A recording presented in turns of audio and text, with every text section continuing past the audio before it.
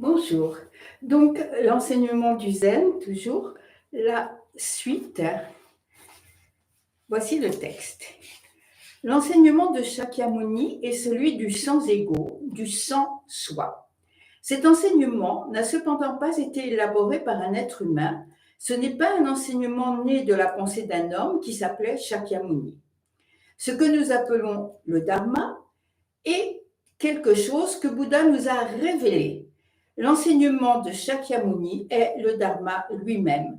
Le Dharma englobe tout l'univers. Bon, là, on est sur la phrase clé avec le mot clé. Le Dharma englobe tout l'univers. Il existe partout. Cependant, comme il ne nous a jamais été dit que les choses en elles-mêmes sont le Dharma, nous vivons au cœur du Dharma sans le savoir. Et comme trop peu d'enseignants peuvent expliquer le vrai Dharma, les gens finissent souvent par chercher en vain pour ne trouver que le squelette fossilisé du Dharma. La pratique peut aussi devenir une voie ou un moyen pour essayer de saisir ce Dharma, ce qui est négatif bien sûr. La voie du Bouddha est passée d'Inde en Chine. Sans aucun doute, il y avait une grande différence entre les us et coutumes d'Inde et de Chine, mais le Dharma a transcendé ces différences. Le Dharma embrasse tout, au-delà de toute comparaison. Après la transmission du Dharma en Chine de Bodhidharma, le Zen a commencé à se répandre au Japon et a été transmis de génération en génération. Bien qu'en ce temps-là, la Chine fût déjà un vaste pays, seul Bodhidharma était réellement capable d'expliquer ce qu'était le vrai Dharma. Grâce aux efforts de Dogen, qui est allé plus tard en Chine et a rapporté au Japon le Dharma de Bodhidharma, il nous est possible aujourd'hui de pratiquer Zazen. Donc, évidemment, le mot-clé dans ce texte, c'est Dharma, et la phrase clé, donc, le Dharma englobe tout l'univers, autrement dit, tout l'univers est Dharma. Donc, je vais revenir sur ce mot, mais d'abord, je vais faire un petit détour. Je vais commencer par la fin, ce qui dit la transmission. La première transmission d'Inde vers la Chine avec Bodhidharma, et puis vers le Japon avec Maître Dogen, et maintenant vers l'Occident à travers différents maîtres. Ce qui veut dire que les différences de culture, de tradition se situent, on peut dire, au niveau des phénomènes.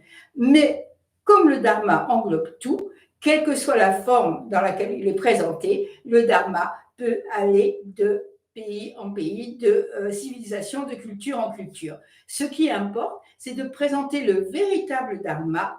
Et à ce moment-là, le Dharma, plutôt que le doigt montrant la lune, ça veut dire présenter la lune elle-même. Donc, Dharma avec un petit d et pas avec un d majuscule. Par exemple, quand je chante devant l'autel, je prends refuge dans le Dharma. Dans ce cas-là, c'est un d majuscule et ça signifie dans l'enseignement du Bouddha. Mais là, dans ce cas, Arada Roshi nous dit ce n'est pas un enseignement né de la pensée d'un homme qui s'appelait Shakyamuni, mais c'est tout l'univers. Alors, si on accepte ce point de départ, si le Dharma englobe tout l'univers, comme il nous est dit, on comprend bien qu'il est déjà là. Par conséquent, ce n'est pas quelque chose que nous avons à rejoindre, ce n'est pas quelque chose que nous pourrions même rejoindre en pratiquant Zazen, puisque nous sommes englobés, notre Zazen et nous, dans ce tout l'univers. Alors, englober, je trouve ça difficile. En écrivant ce texte, je me suis demandé, j'essayais de ressentir comment je me sentais par rapport à la pièce dans laquelle j'étais. Et j'ai vu que ce que je ressentais, alors que, on peut dire objectivement, je suis englobée dans la pièce, je suis en son milieu ou sur le côté, enfin, je suis dans la pièce. Mais subjectivement, ce que je ressentais, c'était que j'étais en quelque sorte à l'extérieur. J'étais en train de regarder la pièce d'un point de vue, comme si c'était un peu un point de vue éloigné ou un point de vue un peu au-dessus, comme ça, détaché en tout cas. Et je me suis dit, mais c'est pas facile de prendre conscience de ça, parce que j'ai compris, je sais pas comment dire, j'ai compris dans mon corps à ce moment-là ce qu'était cette séparation, et donc, par conséquent, ce qu'était cette non-séparation dont on parle tout le temps. J'ai vu que je me sentais toujours à l'extérieur, avec une sorte de point de vue Oui, détaché. Et c'est pas facile. C'est la première fois que vraiment je ressens dans mon corps cette séparation. Et je pense que c'est une attitude automatique que j'ai, que nous avons peut-être tout le temps. Et j'avais retrouvé une citation d'un poète anglais qui disait le point, nous nous ressentons toujours comme le point fixe d'un univers en mouvement. Mais évidemment, c'est faux, puisque je suis englobée dans la pièce et que le dharma englobe tout et englobe tout l'univers. Donc, comment comprendre ce que serait ce dharma avec un petit d, donc équivalent à tout l'univers qui inclurait tout, vous et moi compris. Je pense que intellectuellement le comprendre, c'est pas une chose qu'on peut faire, et que peut-être il nous faut revenir à cette notion de vide qu'on a vue il y a une semaine ou deux, je ne sais plus. Et à ce moment-là, ce dharma, ça serait l'équivalent de vide, c'est-à-dire avant que je me projette. Parce que, curieusement, je suis à l'extérieur de cette pièce, mais en même temps, je suis complètement projetée dans chaque chose. Ah, ça c'est joli, ça c'est pas joli, je suis bien installée, je suis pas bien installée, etc. Je suis en train sans cesse de juger, de discuter, de réfléchir au dharma qui m'entoure.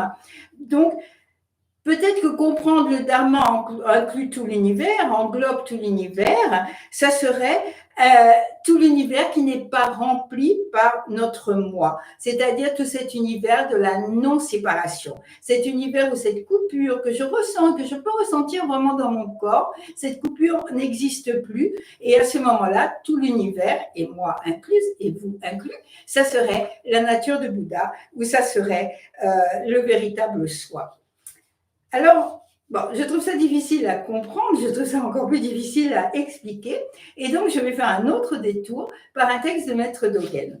C'est un texte que j'aime beaucoup, La lumière merveilleuse des Bouddhas. Je l'ai déjà cité et je le citerai probablement encore. Et donc, La lumière merveilleuse des Bouddhas, en japonais, c'est Myo-ho. J'ai mis les kanji sur le blog. Ho, c'est le dharma. Dans tout son sens, avec un grand D, avec un petit D, etc., le dharma. Et myo, c'est là le terme qui m'intéresse, je l'ai déjà dit, ça fait partie de mon nom monastique, et donc j'ai beaucoup essayé de creuser ce terme. C'est un mot très complexe. On le traduit par merveilleux, mais il faudrait aller au sens le plus profond, au sens premier de merveilleux, c'est-à-dire quelque chose d'indicible, quelque chose qui est au-delà de nos concepts. Moi, mon concept, c'est moi, je suis ici et la pièce est ici. Mais myo, ça serait donc quelque chose d'indicible où moi et la pièce sont dans cette, et la pièce et tout le reste sont dans cette non-séparation. Donc, myo, c'est quelque chose qui est au-delà de mes représentations, de mes concepts. C'est quelque chose de mystérieux, en fait, mais aussi de véritable. Bon, comme son soi véritable, qui est mystérieux, puisque je ne peux pas l'attraper, mais aussi véritable, nous disent tous les textes. Et je me suis dit, ben voilà, c'est comme l'univers. En fait, on a tant de découvertes extraordinaires, scientifiques, qu'on a l'impression qu'on connaît l'univers. Mais moi, je pense que malgré cette connaissance, l'univers demeure un lieu merveilleux et mystérieux. Quand nous le regardons, en tout cas, avec un vrai regard, un regard neuf, un regard, voilà, comme vous savez, il y a eu ces aurores boréales un petit peu, là, et puis ça nous a fait regarder le ciel autrement, mais le ciel, que ce soit le ciel bleu ou le ciel étoilé, c'est toujours merveilleux et mystérieux. Et après, il y a les vieux arbres qui fleurissent, il y a le visage de chaque personne, etc. Et quand on voit ce merveilleux mystérieux, quand notre regard est justement émerveillé, et ce que j'appellerais, moi ce que j'appelle un regard poétique. Parce qu'autant j'apprécie le livre d'Arada Roshi, autant je trouve que ça manque un petit peu de poésie ces dernières semaines. Alors, Uchiyama Roshi dit « Nous pensons notre vie comme à nous, alors qu'en fait, elle ne peut pas être séparée de l'univers. Nous créons un monde personnel à travers distinction, jugement, et nous faisons des catégories qui rendent plus facile le monde à comprendre. Nous recevons et nous créons un monde humain, mais en fait, sujet et objet, le monde et nous ne sommes qu'un. Ce monde créé par nous, ce monde humain, ce monde plein de séparation, de jugement, de distinction, etc., ce monde créé par nous est notre illusion, notre ignorance. Mais c'est aussi une manifestation de la réalité du monde Myoho. Ce monde de séparation, celui que nous créons, n'est pas Myoho, ce dharma merveilleux. Mais Myoho va inclure cette création humaine. Ça veut dire que même mon ignorance, même ce monde que je fabrique sans cesse pour arriver à m'y reconnaître et à comprendre d'une certaine façon, ce monde imaginaire, on peut dire, ce monde de la séparation, il est aussi inclus dans Myoho, parce que si Myoho inclut, c'est-à-dire la lumière merveilleuse de tous les Bouddhas, du Dharma, inclut tout, elle inclut aussi mon ignorance et mon illusion. C'est pas possible qu'il y ait quelque chose qui ne soit pas inclus si le Dharma englobe tout l'univers. Donc ça, c'est voir le monde sans couture, sans séparation. C'est cette vue mystérieuse et merveilleuse de Myoho, la lumière merveilleuse des Bouddhas. Voici le texte de Maître Dogen. La lumière merveilleuse des Bouddhas emplit tout l'univers, tout est Bouddha. Cette lumière merveilleuse se trouve dans chaque brin d'herbe, elle harmonise les racines et les fleurs. Le monde entier en est empli. Pratique et éveil sont une forme de la lumière merveilleuse. La fumée, le brouillard, l'eau, les pierres, les oiseaux, la voix de l'éveil, tout cela, forme changeante de la lumière merveilleuse.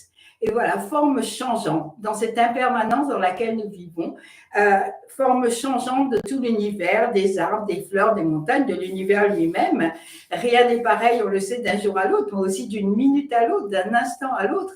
Ni le brin d'herbe, ni moi, ni le monde, nous ne sommes que changement.